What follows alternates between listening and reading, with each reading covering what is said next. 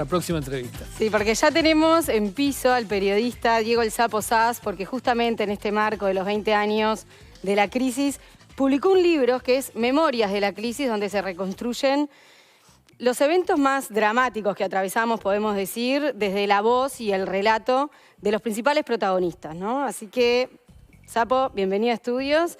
Y bueno, contanos un poco qué te genera estar publicando, que sale el lunes, ¿verdad? A la venta, si no estoy confundida. ¿Qué te genera todo esto? Mira, este proyecto, en realidad este libro, nació antes de la pandemia. O sea, la idea original cuando me contactaron. Entonces, bueno, mutó bastante la idea a partir de que vino la emergencia sanitaria, entre otras cosas porque era escribir un libro durante otra crisis, ¿no? Eso ya fue raro. Y lo otro que me pasó fue que muchos de los protagonistas que tenían que entrevistar, por motivos digamos, sanitarios, era digamos, imposible de tener un contacto largo, ¿viste? Entonces tuve que aplazar la idea y en el camino fui como masticando, o sea, al principio empezó a hacer como una reconstrucción, digamos, cronológica de lo que había sido la crisis, y después dije, vamos a tratar de enfocarnos digamos, en los episodios puntuales y no tanto en relatar lo que fue la crisis, entre otras cosas porque ya había trabajos hechos, ¿no? El de Paulillo, notoriamente, ¿no?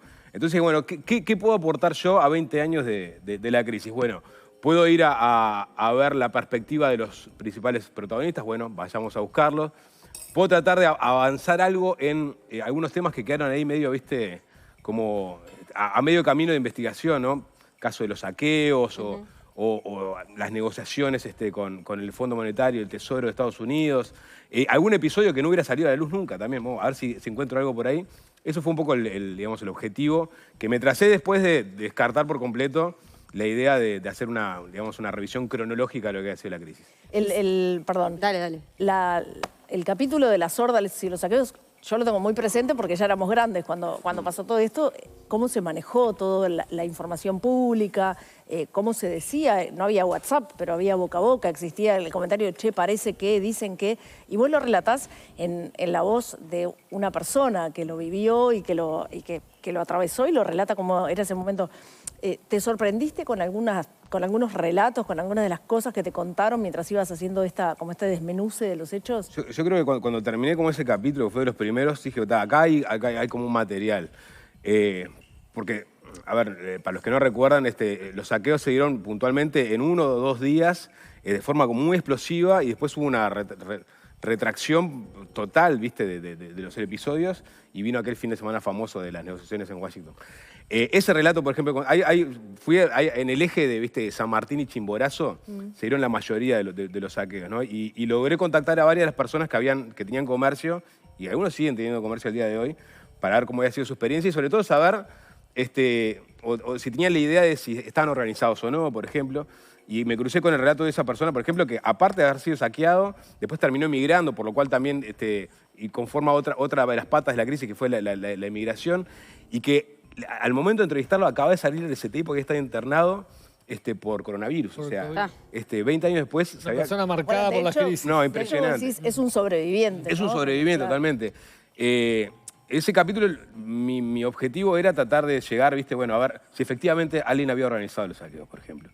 Y la verdad que no llegué, o sea, si bien muchas personas me tiraron nombres, no pude en ningún momento confirmar 100% de intencionalidades ocultas detrás. Sí aparece todo lo que me dijeron, después cada uno sacará sus conclusiones, ¿no? Bueno, de hecho, la señora que te dice que cuando iba a cerrar su local empezó a haber mucha gente que ya le habían avisado que eso iba a pasar. Bueno, eso se repitió, o sea, en por lo menos 2 testimonios me dijeron, mira, a mí me vinieron a avisar al mediodía que a las 3 de la tarde iban a venir a saquear. En 2 ocasiones me dijeron lo mismo, o sea, en otra ocasión llamaron por teléfono al local avisando de que iba a suceder eso.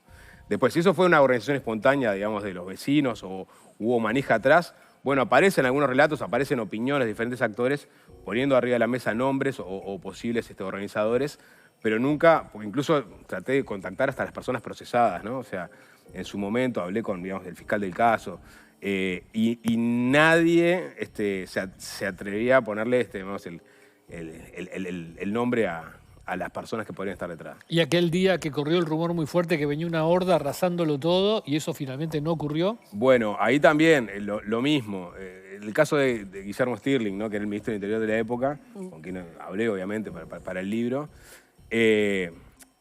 Su relato es que lo que hicieron fue desinflar lo que él entendía era digamos, algo que estaba intencionalmente armado, pero sobre todo para generar cierto pánico. No que efectivamente iban a venir hordas desde el oeste de Montevideo rumbo al centro. Por eso incluso mandaron un helicóptero a recorrer. Hay un diálogo con Hierro López diciendo no hagas esto. Bueno, sí, es la única forma de desestimar a la gente si efectivamente están haciendo. Pero tampoco está muy claro, y también hay gente que maneja hipótesis sobre de dónde surgió el rumor, pero tampoco está muy claro todavía que si alguien agitó eso, si efectivamente hubo un intento de juntar gente que viniera hasta el centro o no. Están las voces ahí, cada uno dando su punto de vista. Y los negocios del centro todos cerrados, ¿no? Los Eso negocios sí del centro fue todos real. cerrados, eso creo que todos los vivimos, ¿no? Sí. Yo por lo menos me acuerdo de estar esperando, creo que mi pareja estudiaba magisterio en esa época, yo estaba esperando, hacía el turno de noche, y incluso vino una persona y dijo, acaba de aterrizar un helicóptero en Plaza Cagancha, porque también corrió mucho bolazo. Claro. ¿no? Sí. Son 12 relatos que ponen, digamos, en el tapete a varias personalidades, a Bención, bueno, Astori, Valle, muchos de esos muertos que te debe haber llevado un trabajo de archivo importante, ¿no? Que recabar, pero otros vivos. Entonces, yo te quiero preguntar, porque lógicamente todos tenemos ciertos preconceptos, ¿no? De cómo se dio la crisis, de qué rol desempeñó cada figura, pero si en este acercamiento que tuviste vos con las personas claves, tuviste un giro, o te cambió, o te hizo alguna empatía, te sorprendió, cambiaste ciertas de las cosas que tenías preestablecidas después de ese relato que te dan en primera persona. Yo obviamente antes de embarcarme en el libro me leí todo lo que había escrito sobre esta historia. Entonces ya tenía bastante claro las posiciones de las personas, digamos, por ejemplo, Bención, ¿no? Bención tiene un libro, o sea, él escribió un libro donde básicamente hace su defensa del manejo que hizo del Ministerio de Economía de la crisis, por lo cual yo más o menos sabía lo que me iba a decir, pero me encontré con sinceridad, me parece, ante todo, ¿no? en los relatos de las personas a las que fue a buscar. Porque obviamente hubo que tomar decisiones en la época que fueron jodidas, cuestionadas, antipáticas.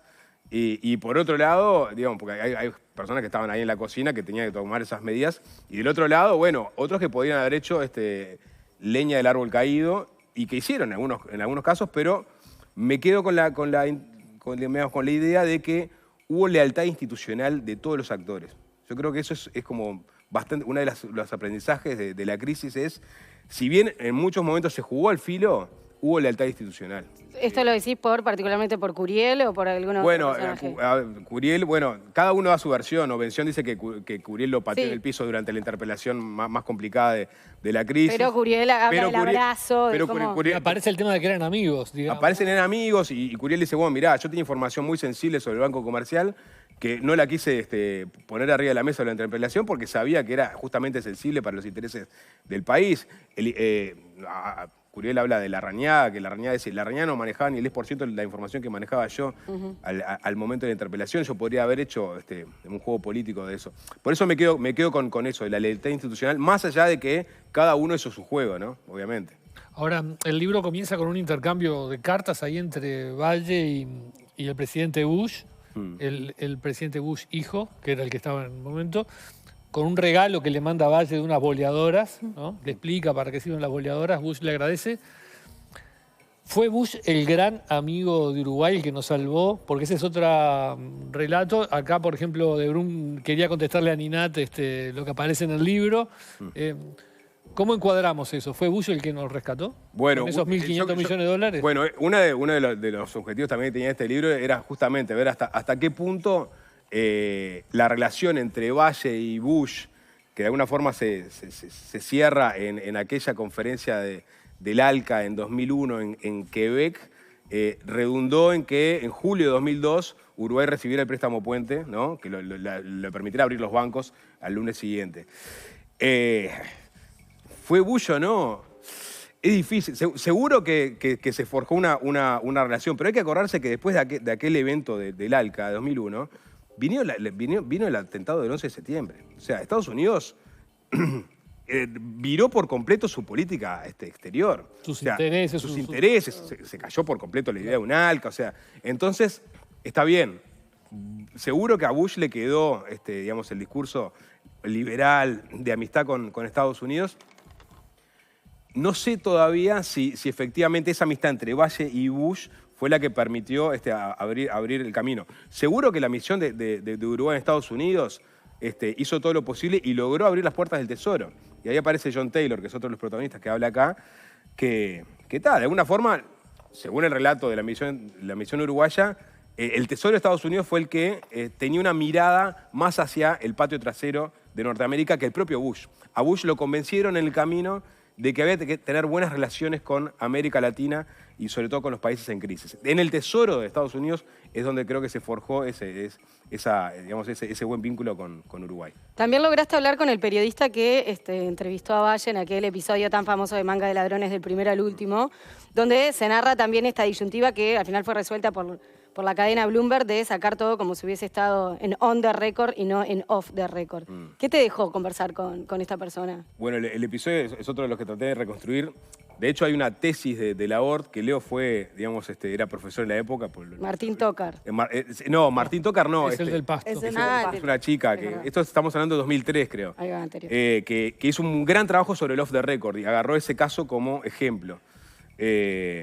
Y ahí había hablado Martín, y bueno, dije, vamos a contactarlo, a ver, 20 años después, ¿qué pasa? Y la verdad que a él lo marcó muchísimo esa entrevista. ¿Sí? O sea, cada tanto lo llaman desde clase de periodismo para hablar sobre el off the record y el on the record. Increíblemente, él admite que, vos le preguntabas recién a De Brum, ¿no? Exacto. Él dice, no, esto fue off the record. Admite. Pero Bloomberg se asesoró legalmente, o sea, Bloomberg, digamos, la casa matriz, con otros casos análogos, dijo, no, esto es material sensible, en ningún momento se dijo que se cortó la nota, vamos con todo. Es increíble eso, porque llevaron a los abogados de Bloomberg para estudiar casos de la CNN y de cadenas grandes internacionales a ver en conflictos similares cómo habían resuelto esta situación. No, dijeron, muchachos, de hecho la gente de Bloomberg acá tenía una serie de notas para hacer posteriores a la base, dijeron, levanten todo, váyanse a Buenos Aires, este material es explosivo. Se suspendieron entrevistas que ya estaban pautadas. Todo. Y bueno, y pasó lo que pasó, al lunes siguiente salió la entrevista, y de hecho cuando Valle viaja a pedirle disculpas a Duhalde, Bloomberg no cubrió el episodio porque tenían miedo de represalia. Claro. O sea, realmente habían generado un escándalo que hasta el día de hoy reverbera, ¿no? Claro.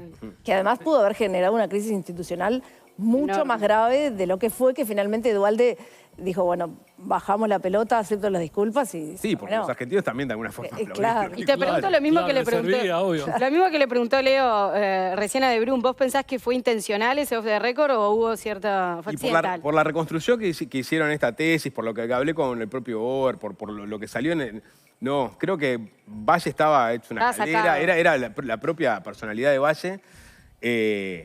Porque vos te das cuenta que hay un corte, él se empieza a sacar el micrófono, todo lo que sigue después es de una conversación. De hecho, venía una entrevista de la cadena Bloomberg, pero para en inglés, para el prensa portal de escrita. O sea, era la transición entre la entrevista para televisión y la entrevista para prensa escrita. Entonces, me parece que Valle se le fue la cadena y quedó registrado y Bloomberg hizo su trabajo. Milagro Hiro se llama la periodista Gracias. que hizo la tesis en la ORT. Exactamente. Nos avisa Leonel, un profesor y colega también. Ahí está, exactamente. Hay un tema que es un capítulo, que es el último capítulo, que es el tema Pasto, ¿no? Y todo lo que pasó con eso. Con quienes dijeron que en ese momento había niños que comían pasto. Después hubo una tesis del colega Martín Tócar que desmentía esa versión, que la desmentía no con la intención de minimizarla, sino con la intención de contar la realidad de cómo fueron las cosas. Y ahí hay el testimonio, corregime si me equivoco, es una maestra, la que dice... Qué increíble cómo nos indigne más que un niño coma pasto a que un niño coma de la basura. Me imagino que esas charlas con esas personas que estuvieron en ese momento y que pudieron reconstruirte todo eso debe haber sido fuerte, ¿no? Porque relataban una realidad dramática de gurises que iban a la escuela sin comer, chiquilines, como relata también el libro, que se desmayaban en las escuelas esperando un vaso de leche. ¿Cómo fue ese...? Sí, esa historia, ahí va, Martín lo había hecho, nosotros en Suena Tremendo. En Suena Tremendo la radio también habíamos claro, hecho también como el mismo trabajo de, bueno, ¿qué pasó realmente en la escuela del barrio Conciliación? Y dimos con la maestra, con Gabriela Verde, que que ella relató de dónde entendía ella que había surgido todo, digamos, el tema vinculado al pasto, ¿no? Que fue de un niño, los pañales de un niño que aparecía como verde, pero que no necesariamente tenía que ser por pasto, sino que podía ser por algo que había comido mal. Pero bueno, esa bola corrió y se generó la conmoción que se generó. Hablé con la periodista también que escribió la nota de Andrea Charquero. Andrea Charquero, Sí. exactamente, porque es verdad, o sea, ella a día de hoy dice, oh, la gente me dijo esto, o sea, Sí, los ella padres de las defiende- ella familias, defiende o sea, su había trabajo, claro. padres que tenían a sus hijos y que admitieron que les habían dado de comer pasto los fines de semana. Pero bueno, la cuestión es que eso después se usó políticamente, ¿no? De la oposición, cuando la oposición, digamos, cuando el Frente Amplio de la oposición, y después cuando sale, digamos, esta nueva versión diciendo, bueno, en verdad no comieron pasto, fue esto, la nueva oposición, que era, digamos, sobre todo Partido Nacional, Partido Colorado, diciendo, vieron que se llenaron la boca, que comieron los niños pasto. Y ella lo que muestra es una indignación gigante porque lo que sí había seguro era vulnerabilidad alimentaria. O sea, esa gente estaba en un contexto muy jodido. Aparte, muchos niños que habían sido relocalizados del lugar donde había aparecido la plombemia, ¿no? Claro. O sea, que también estaba ese tema atado. Era realmente una situación crítica donde el barrio se tuvo que poner al hombro, ¿viste? Los merenderos, atenderlos los fines de semana, dar las comidas que no tenían entre semana. Entonces, que se hiciera un juego político, a ella le indignaba muchísimo, ¿no? Que ese fuera el único aprendizaje que quedó de todo este tema. Me quedé pensando en lo que decías de la lealtad institucional y también en lo que contabas, bueno, que fuiste a ver a los actores y todos te recibieron y todos te hablaron como una crisis que vivimos hace 20 años, pero en democracia. Los actores, por un lado, dan la cara, hablan, dan su versión y también la conclusión que tú sacás es la de la lealtad institucional.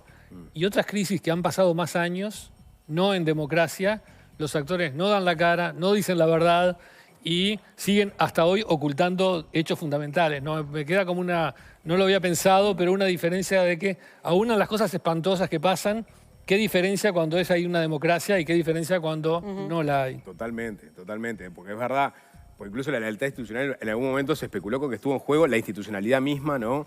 Estuvo aquel famoso rumor de destituir a Valle, de que asumiera Hierro con el equipo de Sanguinetti. Traté de profundizar un poco también ese tema. Bernardo Woloch, el periodista, en su biografía de Valle, puso arriba de la mesa, digamos, el tema de los nombres que supuestamente desfilaron por la casa de Sanguinetti pidiéndole a Sanguinetti que le dijera a Valle que renunciara o que Hierro asumiera. Es un tema que todavía tiene, digamos, si leen el libro, todavía queda alguna pregunta pendiente, pero cierto es que la lealtad institucional en ese momento jodido funcionó. O sea, realmente en Uruguay no podíamos ver un presidente que renunciara antes de las elecciones. Y ese fue, digamos, el horizonte que tenía, creo que toda la clase política, ¿no? Y es verdad lo que dice Leo, ¿no? En las otras crisis donde no había democracia, el secretismo, digamos, el compartimiento de la información, sigue hasta el día de hoy.